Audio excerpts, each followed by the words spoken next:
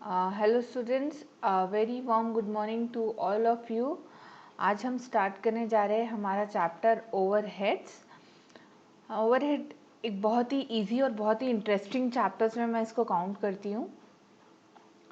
Overhead start करने से पहले हम एक चीज़ तो अब तक डेफिनेटली पढ़ के समझ चुके हैं कॉस्ट अकाउंटिंग में कि एक प्रोडक्ट को मैन्युफैक्चर करने में दो तरह के कॉस्ट आते हैं। पहला कॉस्ट क्या होता है, डायरेक्ट कॉस्ट, और दूसरा कॉस्ट क्या होता है, इनडायरेक्ट कॉस्ट। ये हम अब तक कॉस्टिंग में जितनी भी अभी तक क्लासेस करी उनमें हमें इतना तो क्लियर है क्या कि मैन्युफैक्चरिंग। अभी हम स्टार्ट क्या कर रहे हैं, ओवरहेड्स ना। तो हेडिंग दे देते हैं हमारा ओवरहेड्स। तो मैन्युफैक्चरिंग अ प्रोडक्ट, किसी भी एक प्रोडक्ट को बनाने में हमें दो तरह के खर्चे लगते हैं। पहला खर्चा होता है डायरेक्ट और दूसरा खर्चा इनडायरेक्ट, है ना। डायरेक्ट के अंदर हमने 3 हिस्से पढ़े हैं। एक्चुअली आपने एलिमेंट्स में यही ना पढ़ा है। एलिमेंट्स में हमने क्या पढ़ा है, material, labour, expenses, isn't it. Material, labour, expenses. आप लोग को याद होगा पहली क्लास में मैंने एग्जाम्पल में ये पेन मैन्युफैक्चरिंग के ऊपर बताया था कि ये जो पेन है जिसको मैं मैन्युफैक्चर कर रही हूँ, इसमें मेरा क्या क्या चीज़ें लगा है, मटेरियल लगा है। मटेरियल यानी डायरेक्ट मटेरियल, जो ये निब है, जो ये फोम है, ये जो प्लास्टिक है, ये कैप है, this is all what my direct material. Without this मेरा प्रोडक्ट बन नहीं सकता। And all this material is directly attributable और डायरेक्टली आइडेंटिफाइबल। ठीक, डायरेक्टली आइडेंटिफाइबल है। ठीक, ये क्या कहलाया, मेरा डायरेक्ट मटेरियल। और जो लेबर इसको बना रही है, इस पेन को बना रही है, वो डायरेक्ट लेबर हो गई। और जो लेबर इसको सपोर्ट कर रही है, यानी सेल्समैन्स हो गए, हमारे एडमिन डिपार्टमेंट के बंदे हो गए, वो सब क्या कहलाएगी, इनडायरेक्ट लेबर कहलाएगी। वो रिपेयर डिपार्टमेंट, जहाँ पे ये पेन जिस मशीन में ये पेन बनता है, उस मशीन को कुछ रिपेयर की ज़रूरत पड़ेगी, कुछ क्लीनिंग की ज़रूरत पड़ेगी, तो जो रिपेयर डिपार्टमेंट की स्टाफ हुई वो क्या कहलाएगी, इनडायरेक्ट लेबर कहलाएगी। क्योंकि वो लेबर तो बैठ के बना नहीं रही, वो क्या कर रही है, they are ancillaries, they are supporting. वो सपोर्ट कर रही है किसको, मैन्युफैक्चरिंग का प्रोडक्ट को सपोर्ट कर रही है। क्या इसको देख के मैं बता सकती हूँ कि रिपेयर हुआ है, नहीं बता सकती हूँ। तो डायरेक्ट लेबर तो ये नहीं कहलाएगी। डायरेक्ट लेबर कौन सी कहलाएगी, जो बैठ के बना रही है। तो वैसे ही कुछ खर्चे डायरेक्ट एक्सपेंसेस होते हैं और कुछ खर्चे इनडायरेक्ट एक्सपेंस होते हैं। डायरेक्ट एक्सपेंसेस हमने डिस्कस किया हुआ है, जैसे कि इसको बनाने की रॉयल्टी सपोज मैंने परचेज करी हो, ठीक, तो ये डायरेक्ट हो गया। ठीक, अभी जहाँ बन रहा है वहाँ जो फैक्ट्री का रेंट पे करूँगी, जो पावर का खर्चा लगेगा, वो क्या कहलाएगा, इनडायरेक्ट एक्सपेंसेस कहलाएगा। तो हमने इस तरीके के एग्जाम्पल्स हमारी पहली दूसरी क्लास में काफ़ी अच्छे से करे हुए हैं। ठीक है, तो हम ये सब अच्छे से जानते हैं। तो manufacture a product, there is a two kind of expenses. एक होता है डायरेक्ट एक्सपेंस लगे, एक होगा इनडायरेक्ट एक्सपेंस। तो मटेरियल, लेबर, एक्सपेंस। ठीक, तो मटेरियल जो डायरेक्ट होता है, जो ये पूरा खर्चा जो डायरेक्ट होता है, ये क्या कहलाता है, प्राइम कॉस्ट। हाँ, इनडायरेक्ट मटेरियल का मैं आपको एक एग्जांपल देके और समझाना चाहती हूँ। जैसे जो मशीन, जिस मशीन में ये बन रहा है, उसमें ऑयलिंग लग रही है। जिस मशीन में ये पेन बन के बाहर आता है, उस मशीन में ऑयलिंग लग रही है। ठीक, ऑयल डल रहा है, लुब्रिकेंट ऑयल्स लग रहे हैं, कुछ स्पेयर पार्ट्स लग रहा है। तो वो जो मटेरियल उस पर लगा, क्या वो मटेरियल डायरेक्ट कहलाएगा, नहीं ना। क्या इसमें दिख रहा है कि ऑयल लगा हुआ है, नहीं ना। तो जो ऐसा जो प्रोडक्ट जो हमको हेल्प कर रहा है, बट अगर वो मशीन में वो ऑयलिंग्स नहीं होती, कुछ नहीं होती, तो ये पेन नहीं बनता। तो दे आर सपोर्टिंग। तो वो सारे खर्चे इनडायरेक्ट मटेरियल में चले जाएंगे, जो लुब्रिकेंट ऑयल्स और जो सब खर्चा हुआ। क्लियर है। अब जो वर्कर्स इसको बना रहे हैं, ठीक, वो वर्कर्स इसमें आ गए, जो वर्कर्स इसको हेल्प कर रहे हैं वो लेबर में चले गए। क्लियर। तो डायरेक्ट एक्सपेंसेस जितने भी होते हैं, और डायरेक्ट लेबर, डायरेक्ट मटेरियल, ये सब क्या कहलाता है, हमारा प्राइम कॉस्ट। ये हम सब ने कॉस्ट शीट में बहुत अच्छे से पढ़ा हुआ है कि हमारा प्राइम कॉस्ट क्या होता है, direct material, direct labour and direct expenses. अब आते बात हमारे इनडायरेक्ट खर्चों पे। तो जितना भी indirect material, indirect labour, and indirect expenses है, इनको हम क्या नाम देते हैं? ओवरहेड्स। ओवरहेड्स का शॉर्ट फॉर्म है OH, ठीक, ओवरहेड्स। इन सबको हम क्या बोलते हैं? ओवरहेड्स। हमने अच्छे से ये रिवाइज किया हुआ है। आई होप आप सबको ये याद आ गया होगा कि हमने ये पढ़ा हुआ है ना? तो चलिए, आज का हमारा टॉपिक है ओवरहेड्स।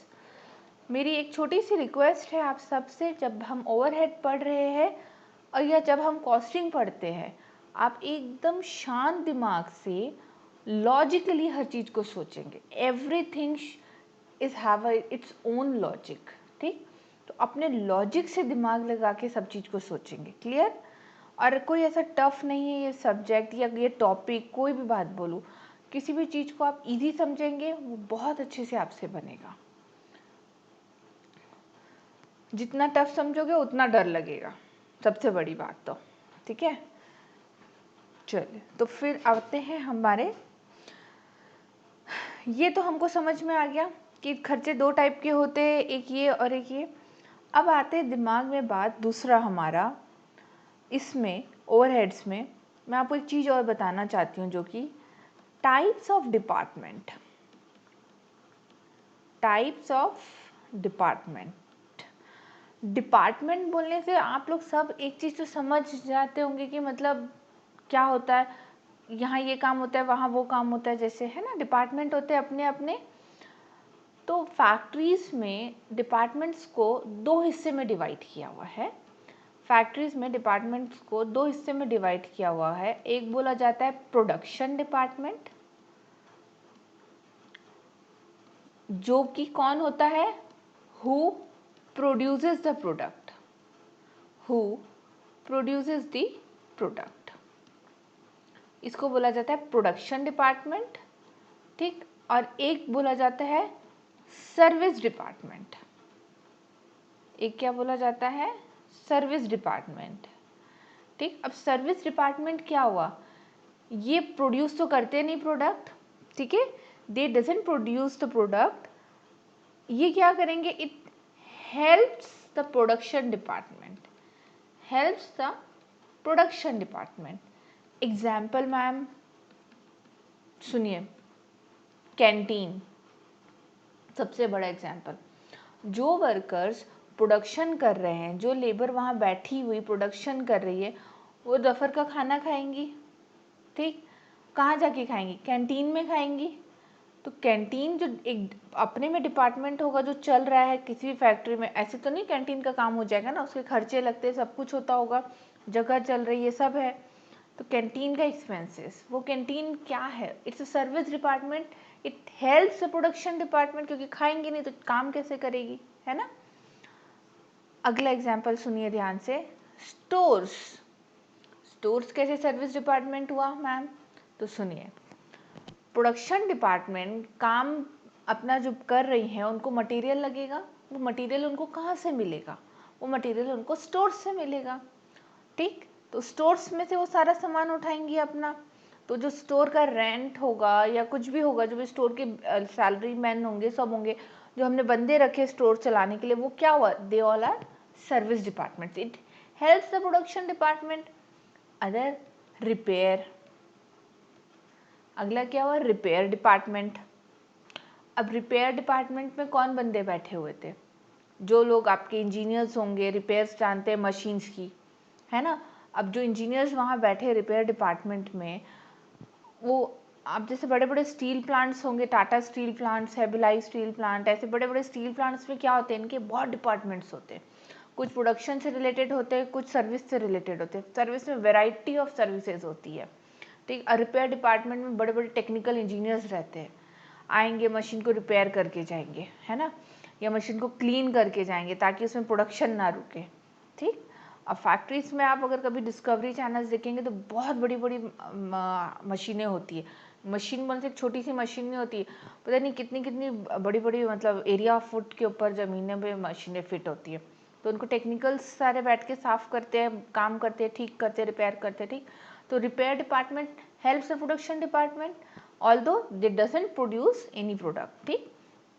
ये आपको क्लियर हुआ। अब ऐसे बहुत सारे एग्जांपल्स आप ले सकते हो। पैकिंग डिपार्टमेंट्स है, आपका एचआर डिपार्टमेंट्स है। अब एचआर क्यों बोलूँगी मैं, अब ह्यूमन रिसोर्स डिपार्टमेंट है ना, अब एमबीएस जितने भी अपॉइंट होते हैं एचआर डिपार्टमेंट्स में अपॉइंट होते हैं। क्यों? दे यूज टू व्हाट, ये आपकी अपॉइंटमेंट्स फुलफिल करते हैं, वैकेंसीज फुलफिल करते हैं। अगर प्रोडक्शन डिपार्टमेंट कोई लेबर आप छोड़ के चली गई है, बनाने वाली टेक्निकल लेबर थी कोई, वो छोड़ के चलेगी, तो एचआर डिपार्टमेंट फुलफिल करेंगे। तो HR department is also service departments. ठीक है, तो बहुत टाइप के सर्विस डिपार्टमेंट्स हमारे निकल सकते हैं। प्रोडक्शन हमको पता है। ये था आपका टाइप्स ऑफ डिपार्टमेंट। अब आते हैं, आप समझिए टाइप्स ऑफ कॉस्ट। कॉस्ट के क्या क्या टाइप्स होते हैं। हाँ, एक चीज़ और मैं आपको बताना चाहती हूँ, ये है, आप ये सब नोट करिएगा, मैं अभी जूम आउट करूँगी जब सर्विस डिपार्टमेंट के बारे में एक चीज़ और बोलना चाहती हूँ। सर्विस डिपार्टमेंट पता कैसे चलेगा, ये इसके नेचर से पता चलता है। ठीक है, बताया रहेगा कि कैसे क्या डिपार्टमेंट क्या काम कर रहा है, कैसे कर रहा है। अब अगर बोलेंगे कैंटीन है सर्विस डिपार्टमेंट, तो मुझे समझ में आ जाएगा कि क्या सर्विस डिपार्टमेंट मतलब उसका क्या नेचर है, स्टोर्स है क्या है, ऐसे करके। ठीक है, तो सर्विस डिपार्टमेंट उसके नेचर से अपन को क्लियर कर देता है। अब आते हैं हमारे टाइप्स ऑफ कॉस्ट में। टाइप्स ऑफ कॉस्ट कितने होते हैं, तो सबसे पहला टाइप होता है स्पेसिफिक कॉस्ट और इंडिविजुअल कॉस्ट। स्पेसिफिक कॉस्ट और इंडिविजुअल कॉस्ट, तो अब ये है क्या, इसमें क्या होता है, डिपार्टमेंट स्पेसिफिक बिल होता है, डिपार्टमेंट स्पेसिफिक बिल या कॉस्ट होता है हमारे पास। एग्जाम्पल के रूप में लेती हूँ, एक फैक्ट्री है जिसके कुछ फ्लोर्स है, एक फ्लोर में प्रोडक्शन होता है, दूसरे में P1 है, दूसरे में S1 S2 ऐसे करके है। यहाँ का 2000 सपोज पावर आता है, यहाँ का 5000 आ रहा है, यहाँ का 7000 आ रहा है, यहाँ का सपोज 1000 आ रहा है। ये क्या आ रहा है, पावर का बिल आ रहा है। ये क्या आ रहा है आपका, पावर का बिल, पावर बिल। हो सकता हो अलग अलग मीटर्स लगे हो इन डिपार्टमेंट्स में, है ना, तो अब ये पावर बिल अलग अलग आ रहा है इनका। तो this is what, department specific bill है हमारे पास कि इस डिपार्टमेंट का इतना पावर का, इस डिपार्टमेंट का इतना पावर है। ठीक, तो this is what, a specific और इंडिविजुअल कॉस्ट। अगला है कॉमन कॉस्ट। कॉमन कॉस्ट बोलने से सबसे बड़ा एग्जाम्पल होगा कॉमन कॉस्ट का आपका फैक्ट्री का रेंट। ठीक है, अब इसको कैसे बोलते हैं, देखिए ऐसे बताती हूँ। कॉमन कॉस्ट, जैसे ये मेरा फैक्ट्री है, इसमें सेपरेट डिपार्टमेंट्स था, P1 P2 S1 S2 ऐसे था ना। अब इसका एज एन होल फैक्ट्री का रेंट जाता है 1 लाख रुपीज़। इसका as an whole 1 lakh rupees क्या जा रहा है आपका, फैक्ट्री का rent. This what common cost. अब इस कॉमन कॉस्ट को मुझे किसी एक प्रॉपर बेसिस में इन सब डिपार्टमेंट्स में डिवाइड करना होगा, डिस्ट्रीब्यूट करना होगा इनको, है ना, तो इसको क्या बोला जाएगा, कॉमन कॉस्ट। एक बारी मैं जूम आउट करती हूँ, आप लोग इसको नोट कर लीजिए। Types of departments, types of cost.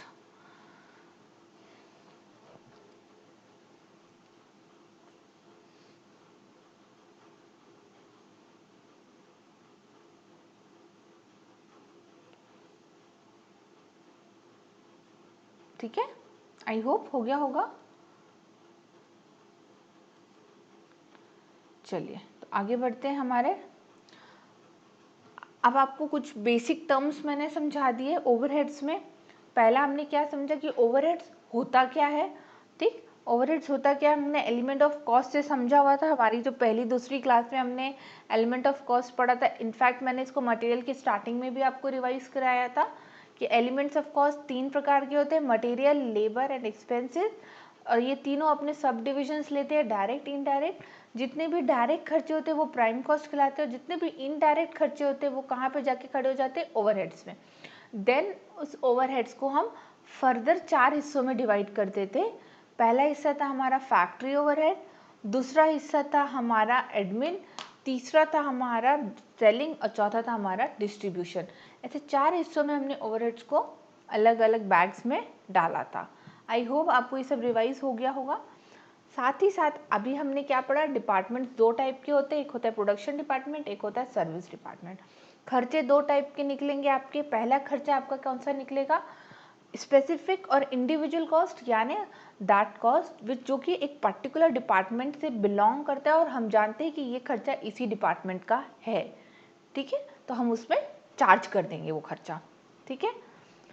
और चौथा हुआ आपका कॉमन कॉस्ट।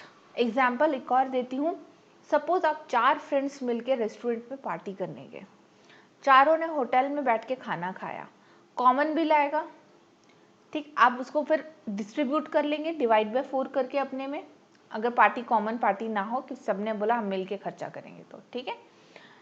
और यह सपोज दूसरा एग्जाम्पल लेके देखिए, अब सबने इंडिविजुअल थाली मंगाई, किसी ने सस्ती थाली मंगाई, किसी ने महंगी थाली मंगाई, तो आपको इंडिविजुअली पता है कि हमारा इतना इतना बिल है, हमने ये थाली खाई है, ठीक। Either it's 120 rupees cost plate और इट्स 250 रुपीज़ कॉस्ट प्लेट, है ना, तो आपको पता है, तो आप लोग इंडिविजुअली अपना खर्चा देंगे। तो this is my specific cost and my common cost. Clear है, कॉमन कॉस्ट को एक प्रोपोर्शनेट बेसिस में आपको डिस्ट्रीब्यूट करना होता है। फिर चलिए अब आगे बढ़ते हैं हम हमारे टॉपिक के तरफ, ओवरहेड्स में। क्योंकि ओवरहेड्स 3 टाइप में मिलेगा आपको। पहला मिलता है आपको प्रोडक्शन ओवरहेड, जिसको हम फैक्ट्री ओवरहेड्स भी बोलते हैं। दूसरा आपको मिलेगा एडमिन ओवरहेड। तीसरा हम बोलते हैं सेलिंग एंड डिस्ट्रीब्यूशन, साथ में ऐड कर देंगे सेलिंग एंड डिस्ट्रीब्यूशन को, जो कि हमारे 4 में से 2 एक साथ हो जाएंगे। पहला आता है आपका प्रोडक्शन, दूसरा आएगा आपका एडमिन और तीसरा आएगा आपका सेलिंग एंड डिस्ट्रीब्यूशन। तो अभी हम पहले स्टार्ट करेंगे हमारा पहला टॉपिक जो स्टार्ट होगा वो होगा अकाउंटिंग ऑफ प्रोडक्शन ओवरहेड्स।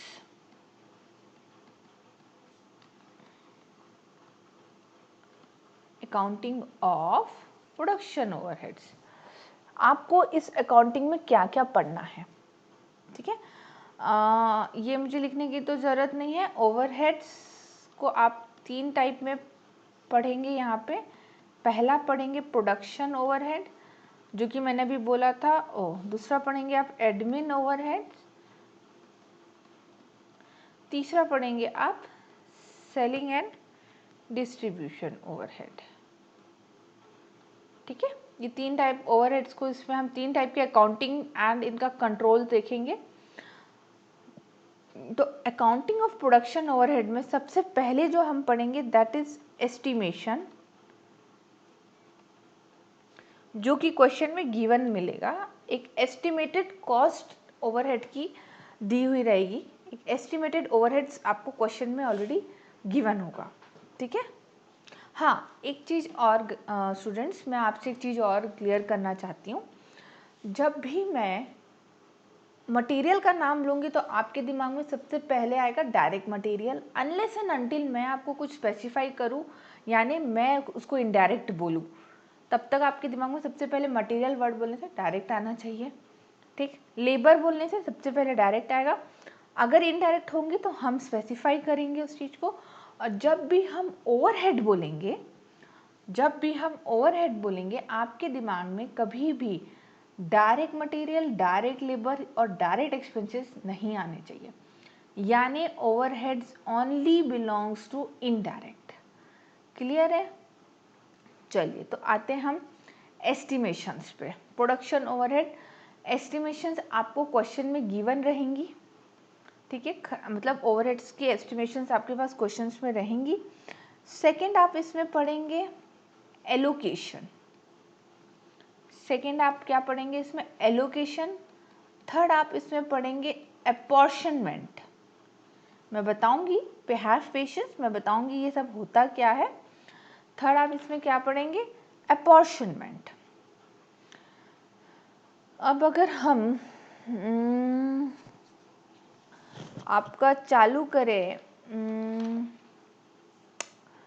ठीक है, एस्टिमेशन से अगर पहले बताएं तो एस्टिमेशंस आपको क्वेश्चन में गिवन रहेगी। आपको उसमें कुछ ऐसे नया नहीं पढ़ना होगा। वो क्वेश्चन में गिवन रहती कि भाई ये एस्टिमेटेड ओवरहेड के खर्चे हमको आएंगे, ओवरहेड्स हमको आएंगे, यानी इनडायरेक्ट खर्चे हमको रहेंगे, एस्टिमेटेड गिवन रहेगा आपको क्वेश्चन में। अब एलोकेशन क्या होता है, एलोकेशन पे बात करते हैं। Allocation is nothing but specific cost. जो अभी हमने ऊपर स्पेसिफिक कॉस्ट बोला उसको एलोकेशन बोलते हैं, यानी आपको पर्टिकुलर डिपार्टमेंट के स्पेसिफिक कॉस्ट पता थी तो आपको उसको एलोकेट कर देना है, यानी आपको उस डिपार्टमेंट में डाल देना है, चार्ज कर देना है, ठीक। और अपॉर्शनमेंट किसको बोला जाता है? कॉमन कॉस्ट को। अपॉर्शनमेंट किसको बोला जाता है? कॉमन कॉस्ट, ठीक। तो यानी आपको अपॉर्शनमेंट के लिए क्या चाहिए? कोई बेसिस चाहिए टू डिस्ट्रीब्यूट, और I can say apportion to departments, ताकि मैं उनको वेरियस डिपार्टमेंट्स में डिस्ट्रीब्यूट कर सकूँ या अपॉर्शन कर सकूँ उस कॉमन खर्चे को, उसको बोला जाता है अपॉर्शनमेंट, ठीक है। आई होप आपको अपॉर्शनमेंट, एलोकेशन ये सब क्लियर हुआ हो, ठीक है। कॉमन खर्चे। अब हाँ, अब बेसिस क्या होगा? अब इसमें सवाल आता है बेसिस, इसमें सवाल आता है बेसिस। तो बेसिस क्या होगा देखते जाइए। चलिए, बेसिस क्या होगा? Basis depend on logics. Basis depend on logics.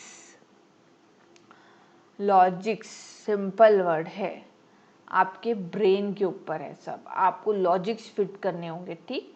अभी मैं आपको एग्जाम्पल्स के तौर पे समझाऊंगी कि क्या क्या लॉजिक्स, क्यों मैं वर्ड बोल रही हूँ बार बार, लॉजिक वर्ड आया क्यों यहाँ पे, ठीक है। चलिए, अभी हम एक एग्जाम्पल उठाएंगे, फिर हम समझेंगे इस बात को, ठीक है। चलिए, मैं आपको अच्छा, लॉजिक बताने से पहले, लॉजिक्स एक बार बताने से नहीं, चलिए पहले लॉजिक से स्टार्ट करते हैं, एक बार पहले लॉजिक से स्टार्ट करते हैं, फिर मैं आपको बताऊंगी कि बेसिकली हमको ओवरहेड चैप्टर्स में पढ़ना क्या क्या है, ठीक। तो पहले तो मैं लॉजिक समझाऊंगी आपको अभी। चलिए एग्जाम्पल लेती हूँ आपके लिए।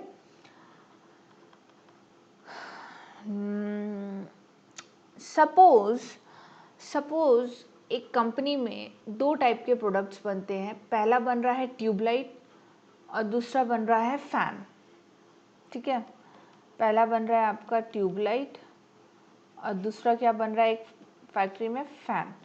इनके अपने अपने रॉ मटेरियल के खर्चे होंगे, अपना अपना डायरेक्ट लेबर का खर्चा होगा, अपना कोई डायरेक्ट एक्सपेंस होगा दोनों का, ठीक है, अपना अपना होगा ये चीज़। यही सारा खर्चा क्या कहलाएगा? मेरा प्राइम कॉस्ट, ठीक। This is what my individual expenses, individual expenses, ठीक है। ये मेरा इंडिविजुअल खर्चा होगा, जो जिसका होगा वो उसको चार्ज कर दूंगी, सिंपल वर्ड है, जो जिसका वो उसको चार्ज करना है, ठीक है। अब आते हैं कुछ इसमें भी, अब क्योंकि सारी इनडायरेक्ट खर्चों की बात आई, अब क्या है आपकी इनडायरेक्ट एक्सपेंसेस की बात आई। इनडायरेक्ट एक्सपेंसेस सारे हो गए, ठीक है। अब इसमें कुछ होंगे स्पेसिफिक कॉस्ट आपके, कुछ इसमें स्पेसिफिक कॉस्ट होंगे, कुछ इसमें कॉमन कॉस्ट होंगे, है ना। कुछ इसमें स्पेसिफिक होंगे तो वो मैं इनका चार्ज कर दूंगी, कुछ कॉमन होंगे तो कोई रेशो के बीच में ट्रांसफ़र करना होगा इनमें, ठीक है। तो आते हैं अब हमारे कुछ एग्जाम्पल्स के ऊपर। जैसे कि मैंने अभी थोड़ी देर पहले आपको समझाया था, अगर पावर का बिल सेपरेट गिवन हो, अपना अपना मीटर का गिवन हो, अलग अलग मीटर लगे हो हर डिपार्टमेंट में, तब तो ये क्या कहलाएगा? तब ये वर्ड क्या कहलाएगा? एलोकेशन, क्योंकि सेपरेट मीटर्स लगे थे, ठीक है। और अगर पावर का बिल कॉमन आए, अगर पावर का बिल कॉमन आए तो मुझे क्या करना होगा? हर डिपार्टमेंट्स में किसी एक रेशो में मुझे इसको अपॉर्शन करना होगा। तो what would be this ratio? I can से हॉर्स पावर यूज्ड। आप सब ये चीज़ बहुत अच्छे से जानते होंगे कि मीटर का जो बिल होता है वो हॉर्स पावर्स के बेसिस में चलता है, क्योंकि मशीनें जितना कंज्यूम करेगी उतना, तो जितना हॉर्स पावर यूज हो। और सपोज रेंट होगा तो रेंट तो कॉमन लगेगा पूरा फैक्ट्री का, तो रेंट अपने अपने डिपार्टमेंट में कैसे चार्ज करूँगी? On the basis of area used, क्योंकि रेंट क्या बेसिस में लगता है? एरिया के बेसिस में लगता है, तो एरिया यूज्ड के बेसिस में मैं इसको ट्रांसफ़र कर दूँगी, ठीक। और सपोज कैंटीन एक्सपेंस है, सपोज एग्जांपल ले लें, कैंटीन एक्सपेंस है, तो कैंटीन एक्सपेंसेस तो कॉमन निकाल दिया उन्होंने।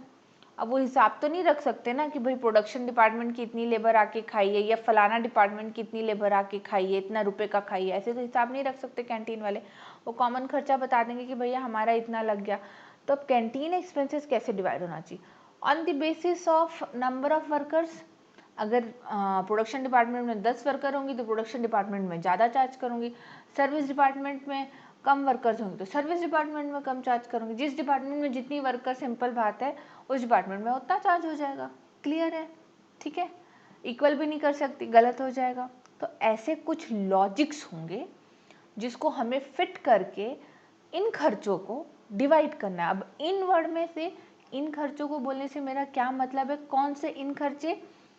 इनडायरेक्ट खर्चे, वो कॉमन कॉस्ट की बात हो रही, क्योंकि स्पेसिफिक कॉस्ट तो अपने आप ट्रांसफर कर दोगे, उसमें तो कोई दिक्कत नहीं आएगी। दिक्कत कहाँ पे आपको आनी है? कॉमन कॉस्ट को डिस्ट्रीब्यूट करने में, ठीक है, क्योंकि कॉमन को ना किसी बेसिस में मेरे को डिस्ट्रीब्यूट करना है। एक चीज़ जरूर ध्यान दीजिएगा गाइस, आपको डायरेक्ट एक्सपेंसेस को नहीं डिस्ट्रीब्यूट करना। डायरेक्ट एक्सपेंसेस अपने अपने दिए, और ओवरहेड के चैप्टर में आप डायरेक्ट एक्सपेंसेस के साथ डील नहीं करोगे, आप सिर्फ किसके साथ डील करोगे? इनडायरेक्ट एक्सपेंसेस के साथ, ठीक है। तो यहाँ जहाँ मैं बात कर रही हूँ डिस्ट्रीब्यूशन की, तो ये जो डिस्ट्रीब्यूशन होगा उस कॉमन कॉस्ट का होगा, उस कॉमन इनडायरेक्ट कॉस्ट का डिस्ट्रीब्यूशन होगा।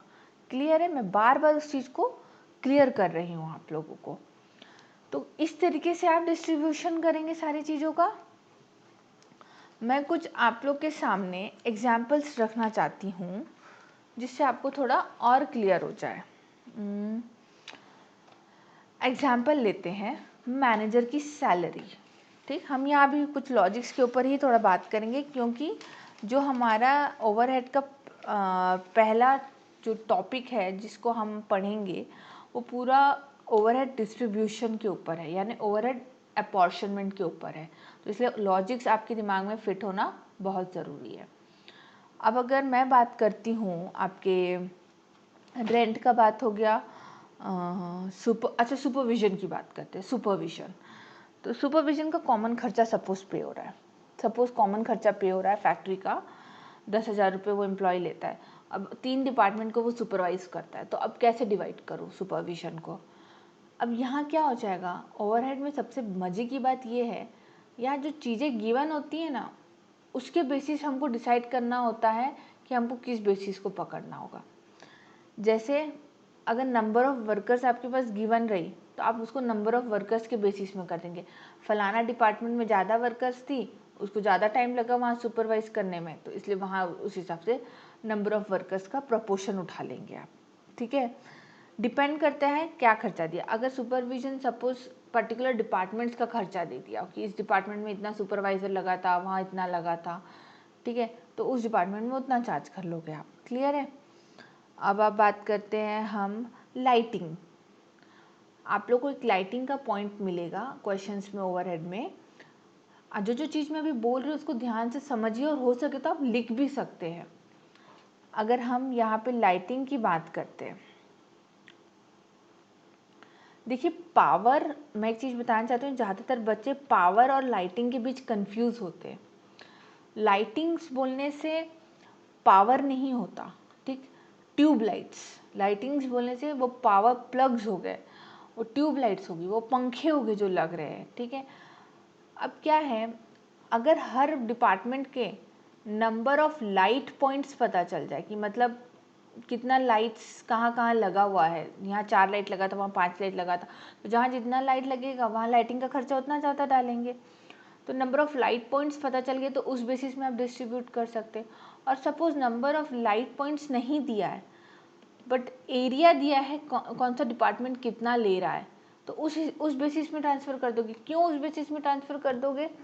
समझिए उसको, जहाँ जितना ज़्यादा एरिया होगा वहाँ उतनी ज़्यादा लाइट्स लगेगी, ठीक। जहाँ जितना कम एरिया होगा वहाँ उतनी कम लाइट्स लगेगी, तो कम लाइट्स लगेगी तो लाइटिंग का खर्चा भी कम जाएगा उनकी उस डिपार्टमेंट में, ठीक है, क्लियर है। अब सपोज कोई छोटा सा रूम, एक छोटे से रूम में बैठ के काम हो रहा हो किसी डिपार्टमेंट का, तो वहाँ खाली एक ही ट्यूबलाइट लगी, तो उसको एक ही ट्यूबलाइट का खर्चा डालोगे आप लाइटिंग में, क्लियर। तो यहाँ पे बात बहुत ज़रूरी है लॉजिक्स की आपकी, ठीक है, आपको वहाँ सूटेबल लॉजिक देख के उसको ट्रांसफ़र करना होगा। अब सपोज डेप्रिसिएशन ऑन मशीनरी, तो अब क्या करोगे, अगर नंबर ऑफ़ मशीन्स दी होंगी तो उसके बेसिस में करोगे कि, और अगर साथ में क्वेश्चन में दे दिया उसने आपको कैपिटल वैल्यू ऑफ मशीनरीज, ठीक है, कैपिटल वैल्यू ऑफ मशीनरीज, तो किस बेसिस में करोगे, नंबर ऑफ मशीन्स की कैपिटल वैल्यू ऑफ मशीन।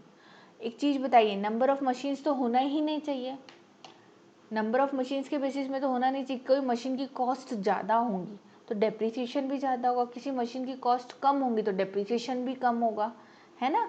तो machinery cost, depreciation on machinery आपका कैपिटल वैल्यू ऑन मशीनरी पे लगेगा, ना कि उस बेसिस में। हाँ, अगर वो नहीं दिया है तो उसको उठाओ तो अलग बात है, बट अगर कैपिटल वैल्यू दिए तो आपको पहले कैपिटल वैल्यू को चॉइस करना होगा, ठीक। तो यहाँ भी क्या बात आ गई, लॉजिक आपकी, ठीक है। अब आई होप जो इतने एग्जाम्पल्स मैंने अभी आपके साथ डिस्कस किए आप उसको नोट कर लिए होंगे। अगर नहीं करें तो काइंडली वीडियो को रिवाइंड करिए और उसको नोट करिए जो मैंने अभी एग्जाम्पल्स आपके सामने दिए हैं। अगर वो चीज़ नहीं दी तो वो चीज़ उठाना है, क्या चीज़ दी तो वो उठाना है, एग्जैक्टली उस हिसाब से चीज़ों को समझिए, क्योंकि ये आपको आगे बहुत हेल्प करेगा, जो आज की हमारी बेसिक क्लास हो रही है अभी, ठीक है। डेप्रिसिएशन समझा दिया, लाइटिंग समझा दिया, जहाँ बच्चे थोड़े कंफ्यूज होते थे पावर हो गया, रेंट हो गया। एक पॉइंट और है, स्टोर ओवरहेड। ज़्यादातर स्टूडेंट्स मुझसे पूछते हैं मैडम स्टोर ओवरहेड क्या होता है, तो समझते हैं स्टोर ओवरहेड क्या है। ओवरहेड बोलने से एक्सपेंस, यानी store expense, store overhead is nothing but stores expense. और स्टोर्स क्या हो गए आपके, गुडाउन्स, जहाँ पे माल आप रखते हैं, जहाँ पे आप माल रखते हैं उसको हम बोलते हैं स्टोर्स, ठीक है। अब स्टोर का ओवरहेड डिपार्टमेंट्स में चार्ज होता है। स्टोर ओवरहेड कहाँ चार्ज होता है, डिपार्टमेंट्स में चार्ज किया जाएगा, क्योंकि डिपार्टमेंट्स स्टोर्स में क्या रखती है, अपना मटेरियल रखती है। क्या रखती है, अपना मटेरियल। तो अब मुझे बताइए स्टोर का खर्चा मैं डिपार्टमेंट्स में क्या रेशियो में डिवाइड करूँगी, सोचिए। Materials consumed, material requisition notes, ठीक है। जो चीज़ गिवन हो, मतलब या डायरेक्ट मटेरियल गिवन होगा तो डायरेक्ट मटेरियल उठाओगे आप। तो स्टोर्स में हम क्या रखते हैं, मटेरियल। तो स्टोर का खर्चा डिपार्टमेंट्स में कैसे चार्ज करोगे आप, material, direct material, material requisition, material consume, जो चीज़ गिवन होगी उस बेसिस में। आई होप आप अब तक इस चीज़ पे क्लियर हो चुके होंगे कि हमें क्या चीज़ पे क्या उठाना है। तो एलोकेशन एंड अपॉर्शनमेंट क्लियर हुआ हमको। अब मैं जूम आउट कर रही हूँ ताकि आप इसको एक बार नोट कर लीजिए जो हमने अभी पढ़ा है।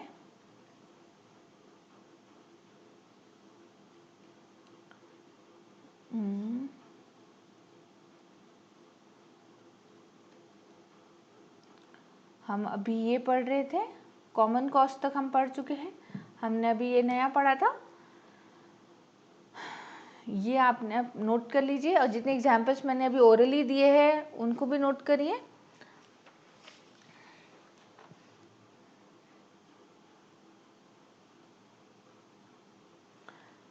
चलिए बढ़े आगे हम।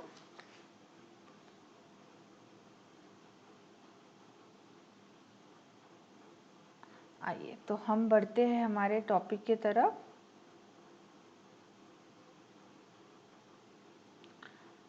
हाँ जी, तो नए अब अगला टॉपिक जो हम पढ़ने वाले हैं वो होगा आपका इसी में ही, मतलब मैं इसी की बात कर रही हूँ। अभी हमने अकाउंटिंग चालू की थी ना, अकाउंटिंग में हमने एलोकेशन, एस्टिमेशन, अपॉर्शनमेंट पढ़ना है। अब अपॉर्शनमेंट से बात आती है हमारी, तो मैं एक बार पहले अपॉर्शनमेंट, पहले मैं आपको नोट्स की तरफ ले जाती हूँ।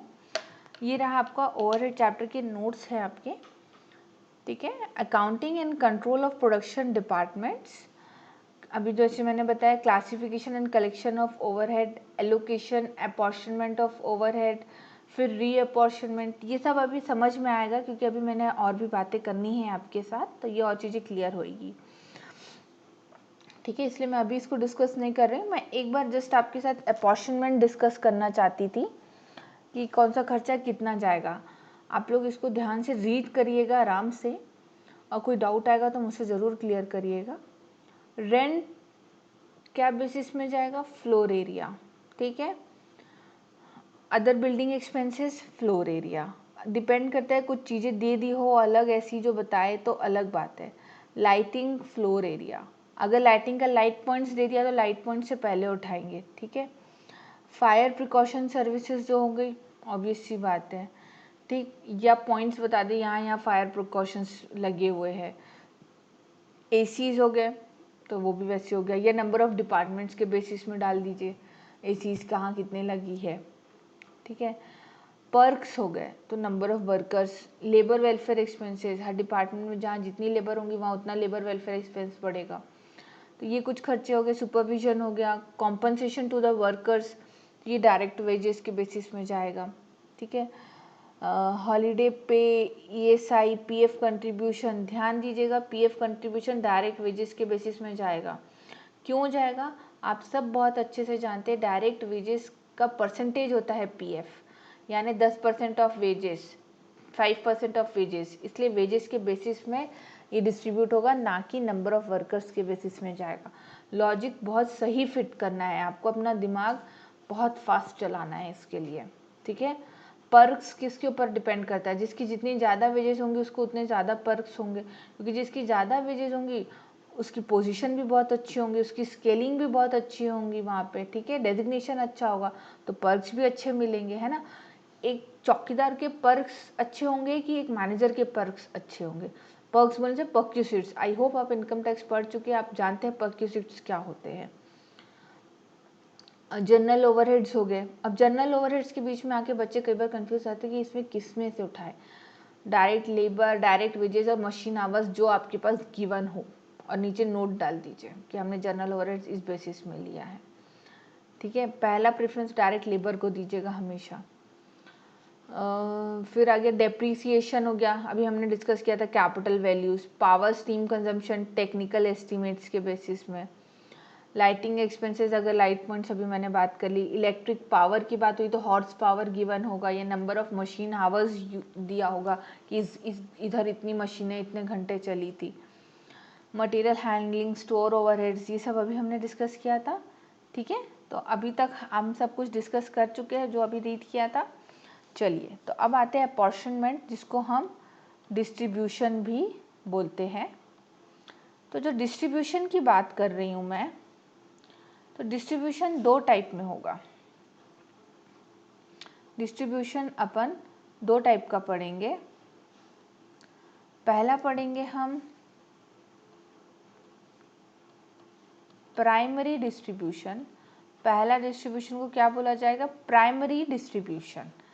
अब प्राइमरी डिस्ट्रीब्यूशन है क्या, पहले मैं बता देती हूँ। पहले वाला का नाम पहले मैं बता देती हूँ। पहले को बोलेंगे प्राइमरी डिस्ट्रीब्यूशन, दूसरे को हम बोलेंगे सेकेंडरी डिस्ट्रीब्यूशन। प्राइमरी डिस्ट्रीब्यूशन पहले और दूसरे को बोलेंगे सेकेंडरी डिस्ट्रीब्यूशन। अब दोनों है क्या, इसको एक एग्जाम्पल के तौर पे हम समझेंगे।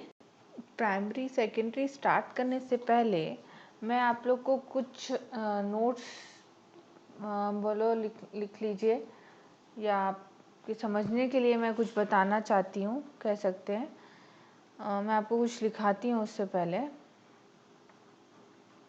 ग्रीन पेन से लिखते हैं। चलिए, कुछ आप इस तरीके का एक इम्पॉर्टेंट नोट बना लीजिए, जो मैं हर बार ही आपको बना के देती हूँ। ठीक है,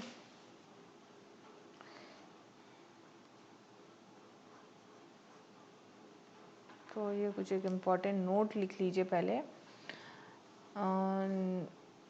नोट नंबर 1 देंगे हम, आप अभी लिखिए, फिर हम इसको समझेंगे। पहला लिखेंगे हम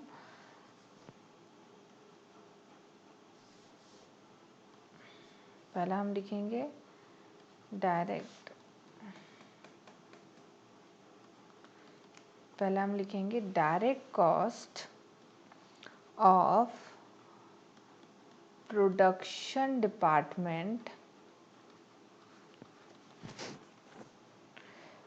will never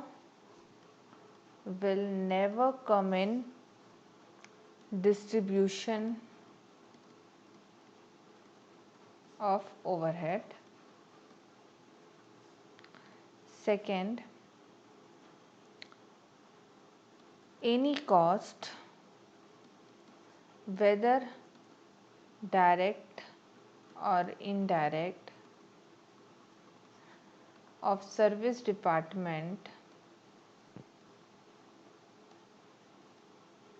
any cost, whether direct or indirect, of service department will not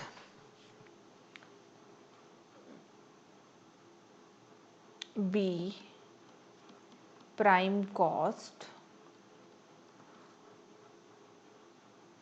for product.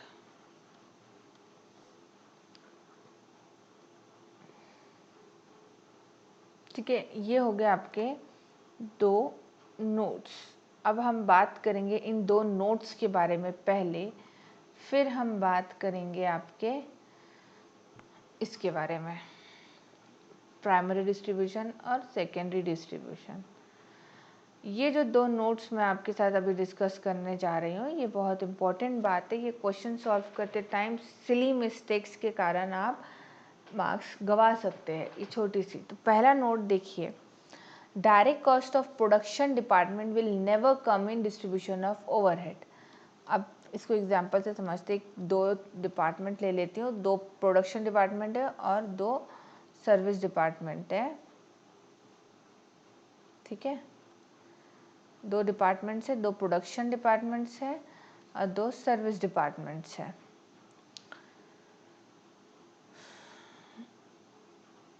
ठीक है, तो दोनों का अपना एक डायरेक्ट इनडायरेक्ट खर्चा होता होगा।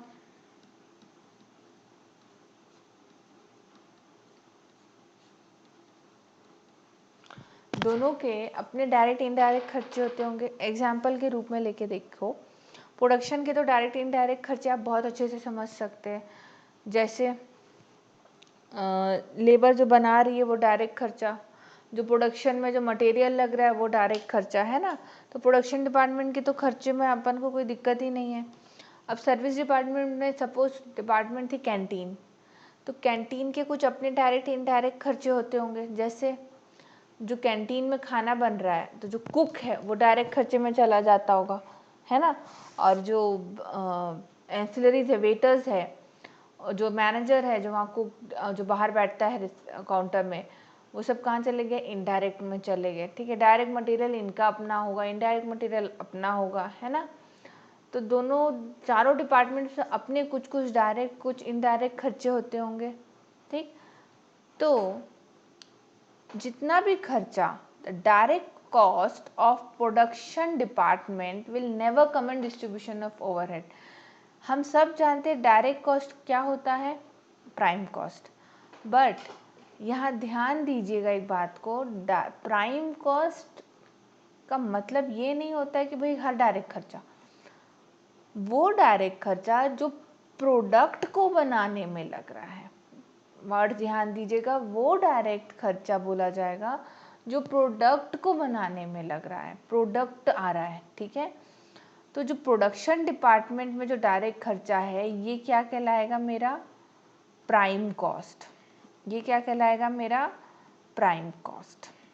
ठीक है, और जो सर्विस डिपार्टमेंट का डायरेक्ट खर्चा है ये मेरा कभी भी प्राइम कॉस्ट नहीं कहलाएगा। ये मेरा कभी भी प्राइम कॉस्ट नहीं कहलाएगा। क्यों नहीं कहलाएगा, ध्यान दीजिएगा, इसलिए नहीं कहलाएगा क्योंकि जो कुक वहाँ पे खाना बना रहा है, जो कि एक डायरेक्ट लेबर में इंक्लूड हो रहा था, वो कुक क्या प्रोडक्ट बना रहा है हमारा? क्या वो कुक प्रोडक्ट बना रहा है हमारा? नहीं ना बना रहा। तो वो जो कुक है उसकी सैलरी क्या मैं डायरेक्ट लेबर में इंक्लूड करूँगी? नहीं करूँगी। तो मेरा दोनों पॉइंट है वो यही है the direct cost of production department will never come in distribution of overhead. क्यों? क्योंकि वो प्राइम कॉस्ट में चला जाएगा। और अब बचा क्या? ये क्या कहलाएगा? ओवरहेड्स। तो प्रोडक्शन डिपार्टमेंट का इनडायरेक्ट खर्चा और इसका तो सारा खर्चा सर्विस डिपार्टमेंट का, चाहे डायरेक्ट हो चाहे इनडायरेक्ट हो, क्या कहलाएगा आपका? चाहे डायरेक्ट हो चाहे इनडायरेक्ट खर्चा हो, डायरेक्ट हो चाहे इनडायरेक्ट हो। देखिए, सर्विस डिपार्टमेंट का खर्चा चाहे डायरेक्ट हो चाहे इनडायरेक्ट हो, आपका क्या कहलाएगा? ओवरहेड्स। ये बात को एकदम गांठ बांध के याद कर लीजिए। एनी कॉस्ट डायरेक्ट और indirect of service department will not be the prime cost for product. Product की प्राइम कॉस्ट का हिस्सा नहीं बनेगा। रिपेयर डिपार्टमेंट का एग्जाम्पल लीजिए। रिपेयर डिपार्टमेंट कुछ मटेरियल मंगा के रखता है मशीन को रिपेयर करने के लिए, that will be what? Repair department का डायरेक्ट कॉस्ट होगा वो। बट क्या वो प्रोडक्ट का डायरेक्ट कॉस्ट कहलाएगा? नहीं, वो प्रोडक्ट का डायरेक्ट कॉस्ट तो नहीं होगा। वो ऑयल, वो जो स्पेयर्स, वो प्रोडक्ट के लिए तो इनडायरेक्ट कॉस्ट ही कहलाता है ना। तो सर्विस डिपार्टमेंट का चाहे डायरेक्ट खर्चा हो चाहे इनडायरेक्ट खर्चा हो, क्योंकि सर्विस डिपार्टमेंट प्रोडक्ट नहीं बनाती, वो सारा खर्चा ओवरहेड्स में ही आएगा। सिर्फ प्रोडक्शन डिपार्टमेंट का डायरेक्ट खर्चा प्राइम कॉस्ट पे जाएगा। एकदम बात समझ में आई? मैं बार बार रिपीट कर रही हूँ, इस चीज़ को गलती नहीं होनी चाहिए। ये एक बहुत इम्पॉर्टेंट पॉइंट था।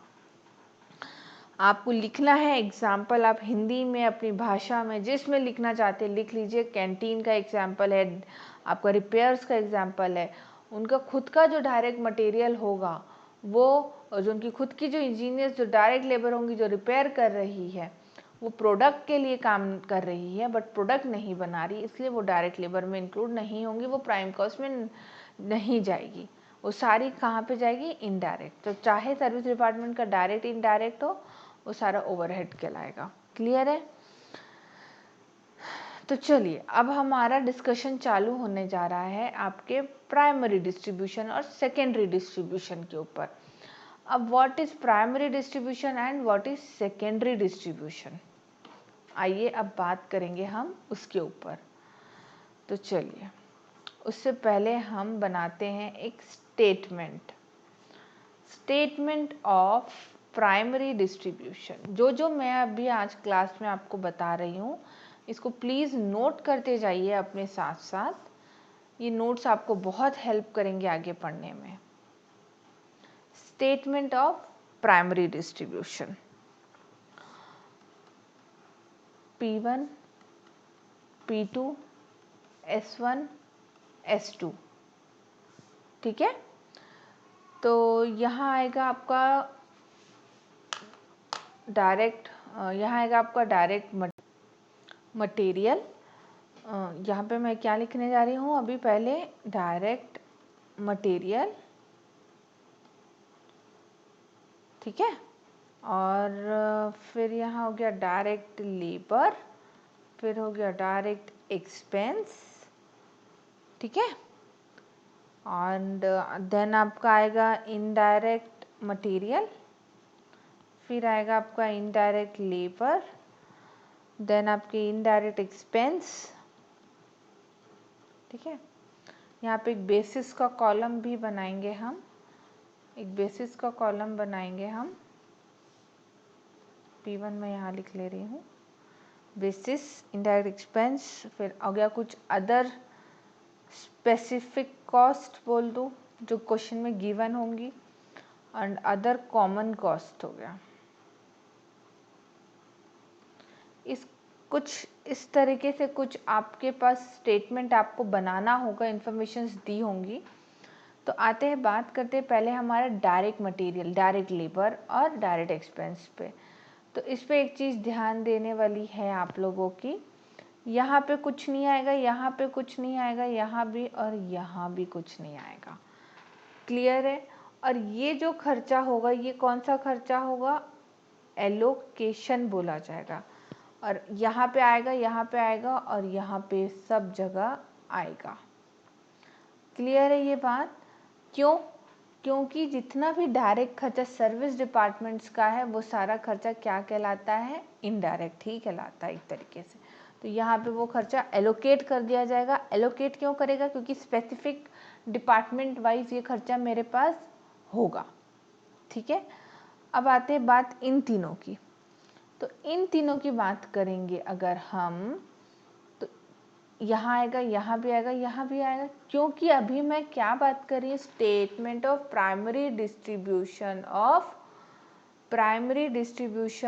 Of overheads. And what does my overheads means? आपको पता है अच्छे से बहुत, all kind of indirect expenses. तो यहाँ तो आना ही था। ठीक है, स्पेसिफिक कॉस्ट भी आएगा, सारे खर्चे अब आने वाले हैं। क्लियर है? अब आते हैं, बात करते हैं इधर।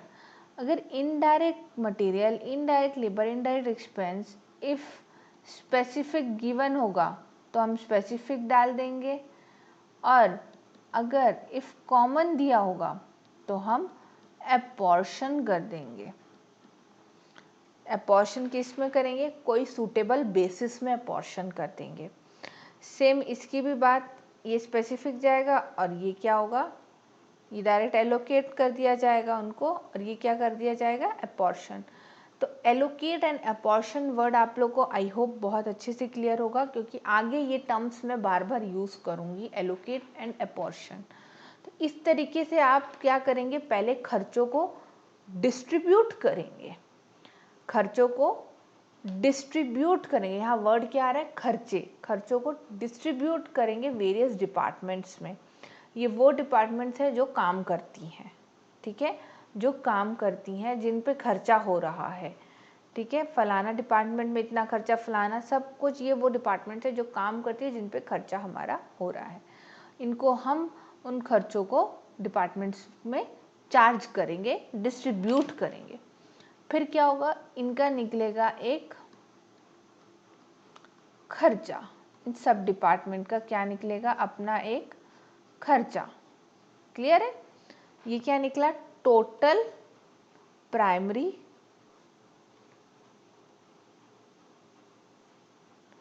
डिस्ट्रीब्यूशन से cost, total primary distribution cost निकला। अब आएगा आपका जो सेकेंड स्टेटमेंट बनेगा। देखते एग्जाम्पल लेते, एक बार बताती हूँ।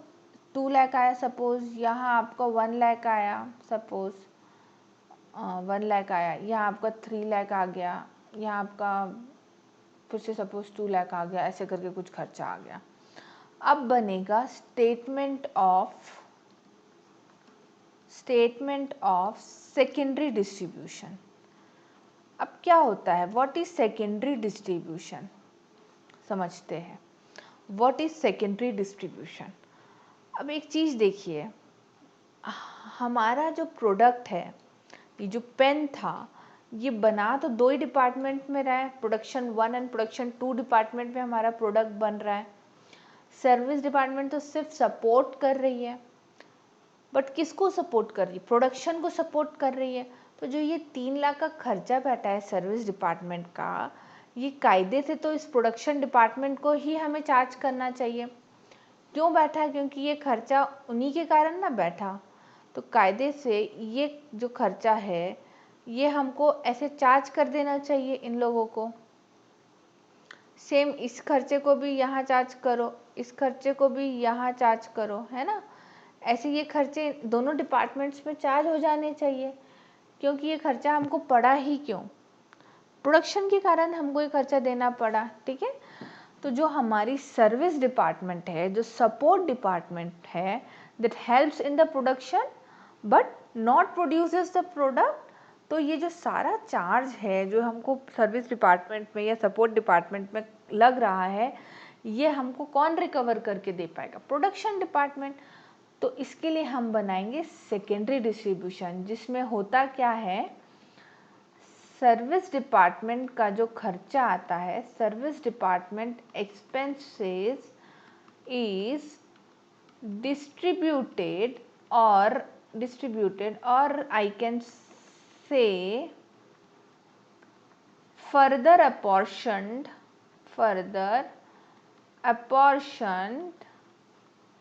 service department expenses is distributed, or I can say further apportioned to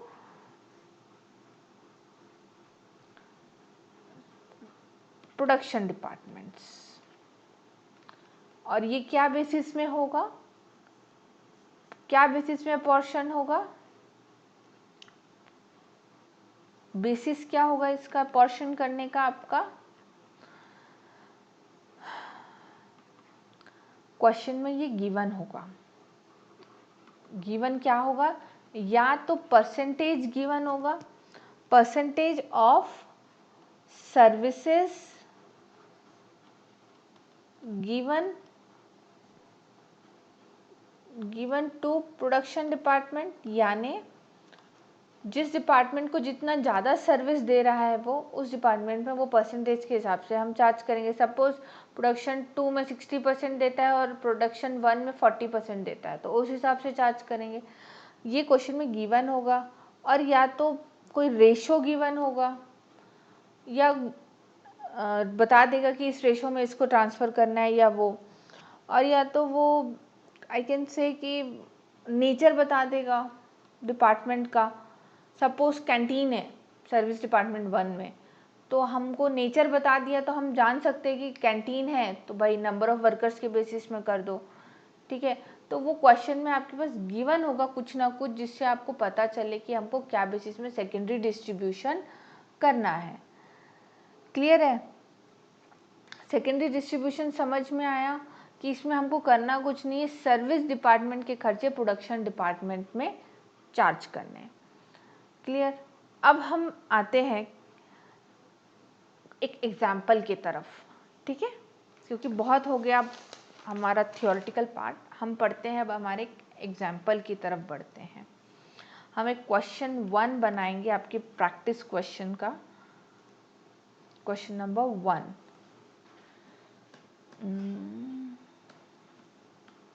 आप नोट्स में देख सकते हैं, मैंने सेकेंडरी डिस्ट्रीब्यूशन बताया हुआ है। After primary distribution as shown above is over, the next step is to redistribute the service department cost over the production departments, ठीक है। This all also needs a suitable basis, depend on the nature होगा services जो दे रहा है department, या कोई percentage दिया हो, जैसे भी हो, ठीक है। जैसे एग्जाम्पल में देखिए रिपेयर शॉप है तो डायरेक्ट लेबर हार्स हो गया, या रिपेयर हार्स दे दिया उस हिसाब से, ठीक है। कैंटीन हो गया तो नंबर ऑफ़ वर्कर्स के बेसिस में कर दोगे, जो बेसिस वो बोलेगा उस हिसाब से, ठीक है। तो आइए अब हम हमारे क्वेश्चन की तरफ बढ़ते हैं। हमारा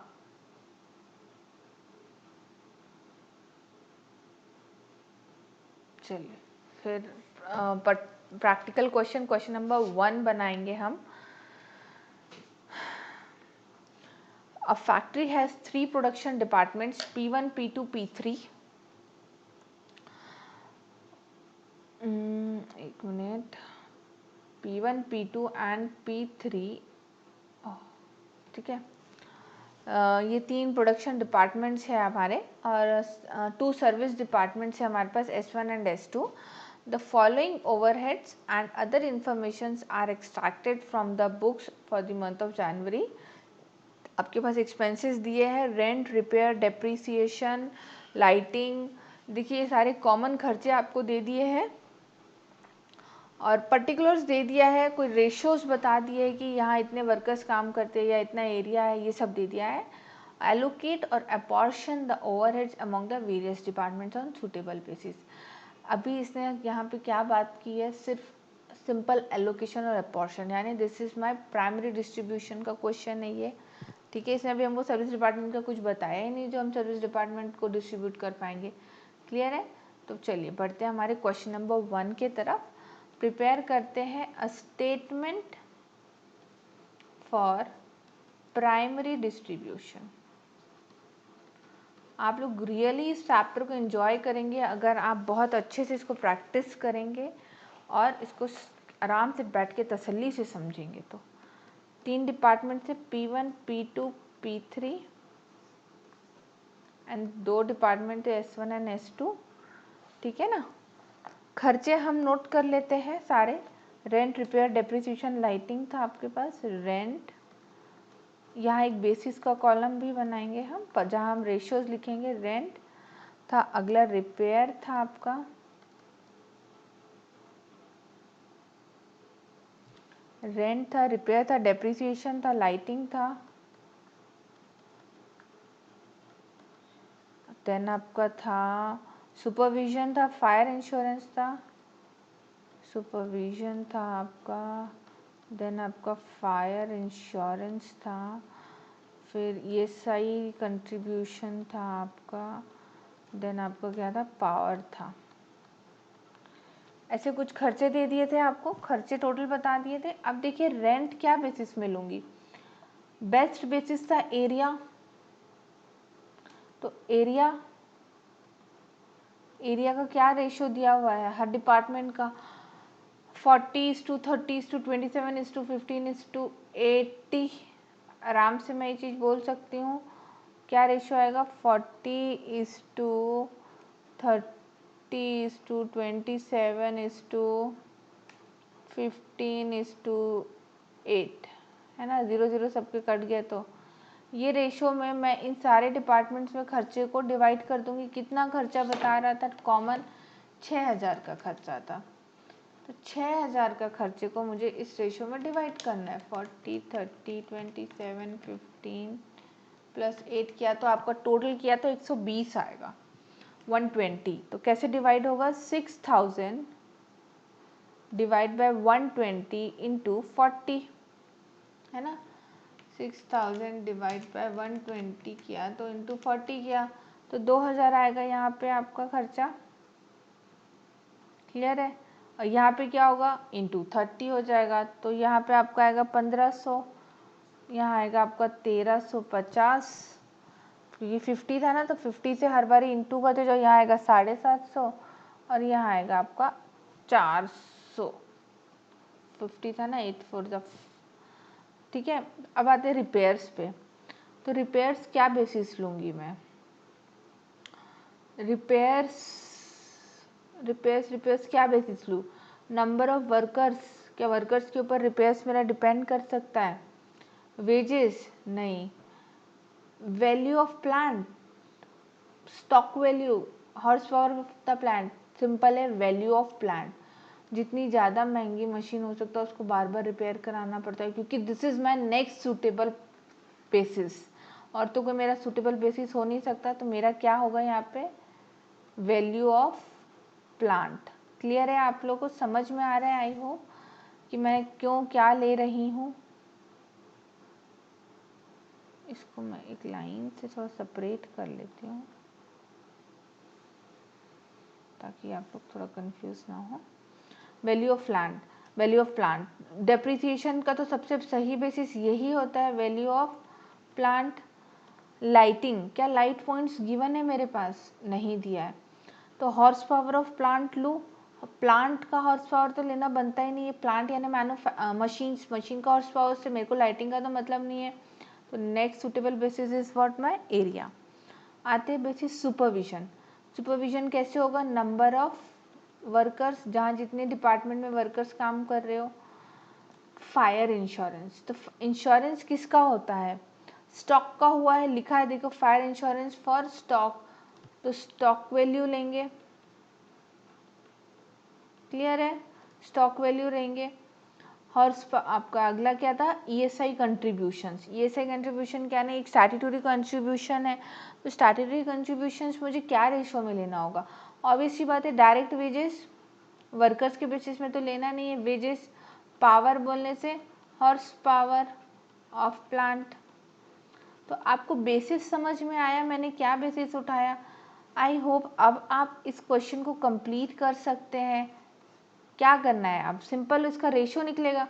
अब अगर नंबर ऑफ वर्कर्स बोलेगा तो 54:48:36:24:18, है ना। अब वैल्यू ऑफ प्लांट बोला है, तो वैल्यू ऑफ प्लांट क्या था, 72, 54, 48, 72:54 48:6, 48:6 ये रेशियो बनेगा हमारा इसका वैल्यू ऑफ प्लांट का। प्लस करो, डिवाइड करो, सिंपल है। देखिए तो आपका कितना आएगा 14,040। मैं एक करके और आपको दिखा देती हूँ, एक और करके आपको यहाँ दिखा देती हूँ कैसे होगा। 72 प्लस 54 प्लस 48 प्लस 6, यहाँ पे तो मेरा कुछ नहीं आएगा, यहाँ पे मेरा कुछ नहीं आएगा दोनों जगह पे, है ना।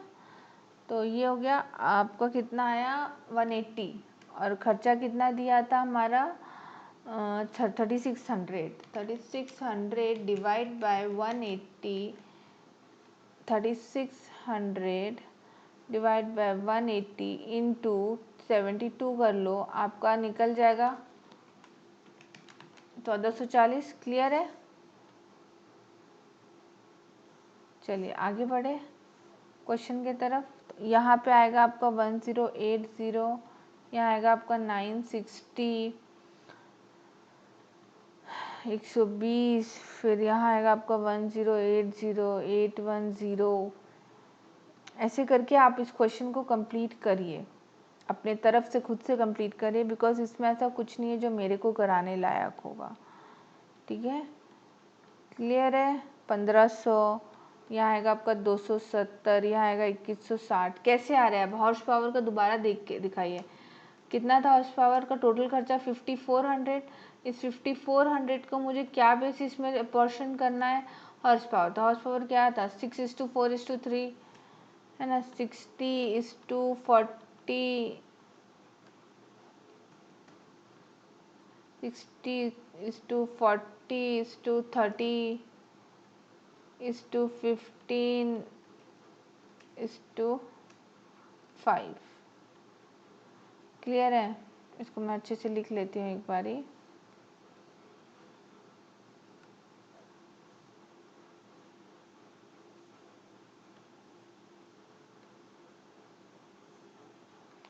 Sixty is to 40 is to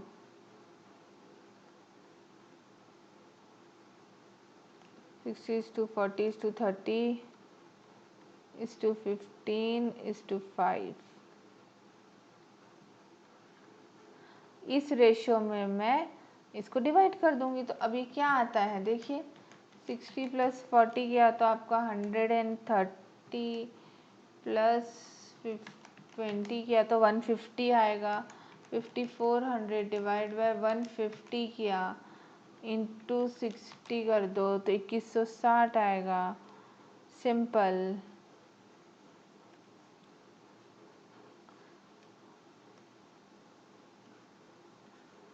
clear है। ऐसे ही करके आपको इन सबको करना है। आपका आंसर मैं बता रही हूँ, आप इसको कंप्लीट करेंगे।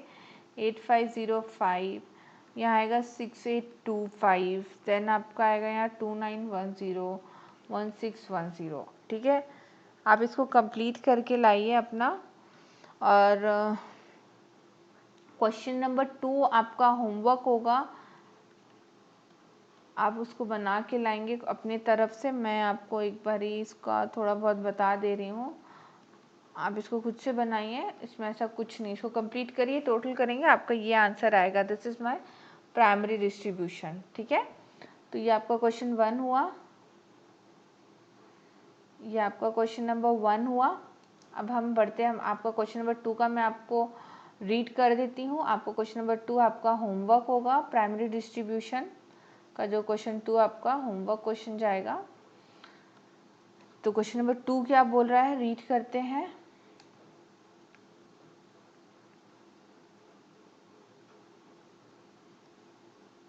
क्वेश्चन नंबर 2 के ऊपर चलते हैं हमारा।